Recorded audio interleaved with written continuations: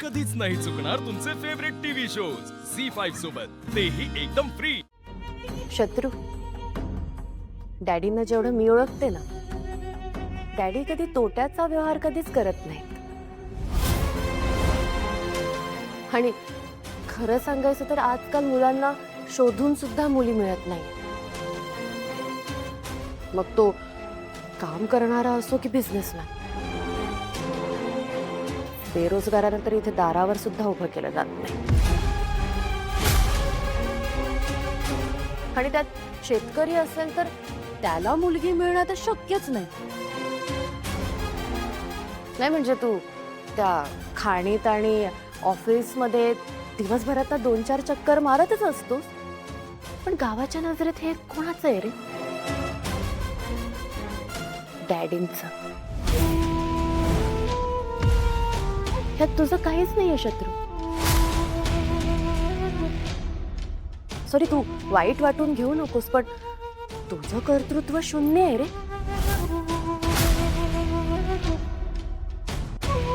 आणि हे सगळं बघता तुला मुलगी मिळणं हे अशक्यच होतं. इथे आजकाल तर मुलीकडचे मुलगा श्रीमंत असला जरी तो कुठे नोकरी करतो हे आधी विचारतात.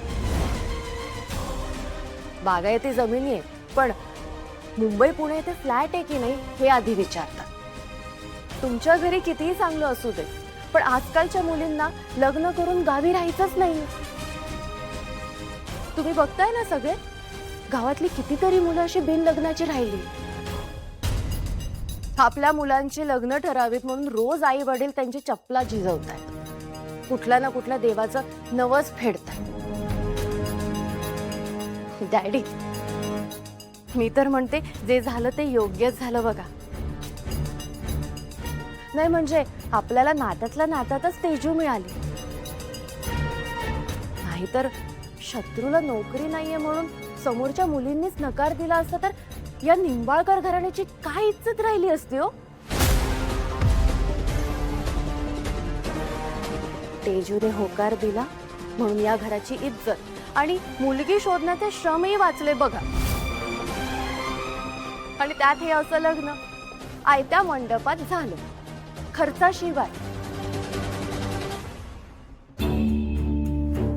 मला असं वाटतं की हे लग्न झाल्यामुळे तेजूपेक्षा तर आपला शत्रूच जास्त फायद्यात ठरला, हो ना? म्हणून या सगळ्या रीतीभाती तुम्ही मनापासून कराव्यात अशी माझी इच्छा. आणि सूर्याच्या घरच्यांना म्हणजे माझ्या सासरकडच्यांना तुम्ही खुश केलं पाहिजे, हो ना डॅडी? बरोबर बोलते ना मी? बरोबर बरोबर बोलतेस पोरी, बरोबर बोलतेस. जावोय बापू, कसं झालंय, आमचा छत्री आहे ना, आमचं मीठ खातो बा, म्हणून त्याला आमच्या हिताच्या पलीकडे दुसरं काही दिसतच नाही. आमच्या पोरीनं आमच्या डोळे उघडले बा. काय बोला, काय पाहिजे तुम्हाला, बोला काय पाहिजे. डॅडी, तुम्हाला मनापासून जे देता येईल ना ते तुम्ही द्या. आम्ही तुमचा मान ठेवू. कारण माझा नवरा खूप स्वाभिमानी आहे, असा तो समोरून कधीच नाही मागणार. 3 लाख मागणार नाही, पण आम्हाला आमचं कर्तव्य पार पाडलं पाहिजे का नाही? हा, ऐ छत्री ठीक आहे, आणि जावई बापूंसाठी कपडे आणि छानशी अंगठी घेऊन ये. अरे बघतो काय, जाणं लवकर.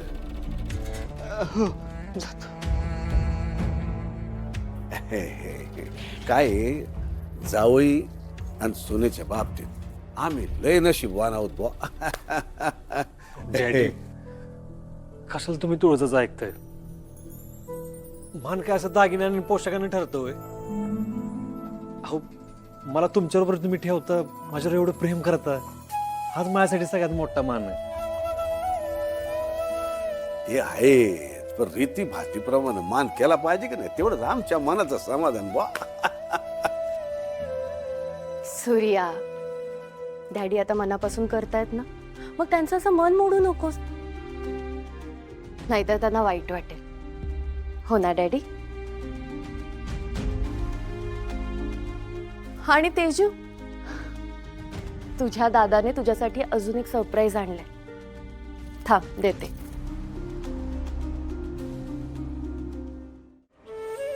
तेजू, हे बघ, तुझ्या आवडीचं मिरचीचं लोणचं. चव घेऊन बघ.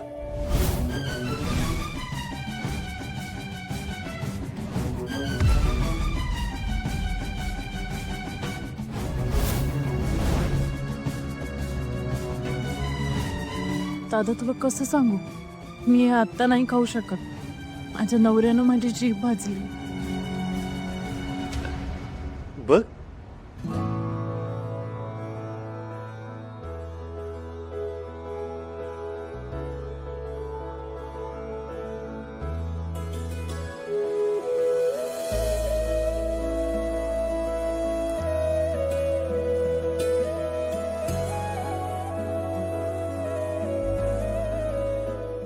कसं आहे लोणचं? हो दाजी. अहो लोणचं नक्की मिरचीचं आहे का कांद्याचं आहे? नाही, तुमच्या बहिणीच्या डोळ्यातनं गंगा जमुना व्हायला लागल्या म्हणून म्हटलं. अहो नाही, भाऊक झाली ती. तुळजा, मी म्हणलं होतं ना तेजूला आवडणार म्हणून. तेजू, आवडलं ना?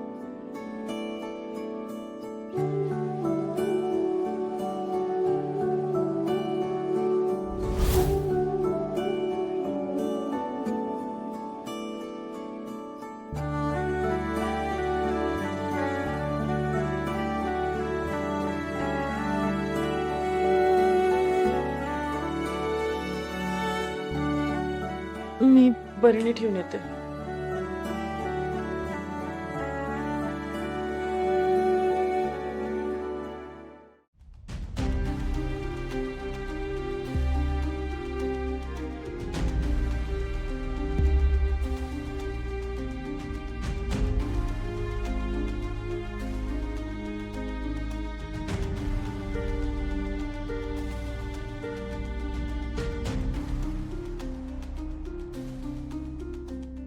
तेजू,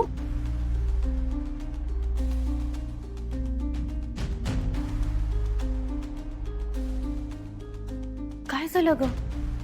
काय नाही. हे बघ तेजू, माझ्यापासून असं काही लपवू नकोस.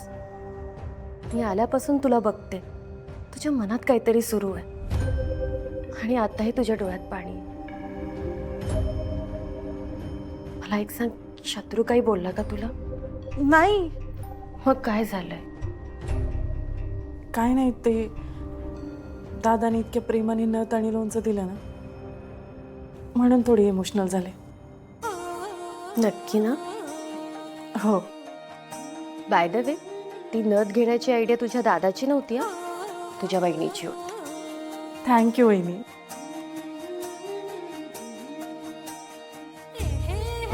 काळजी घे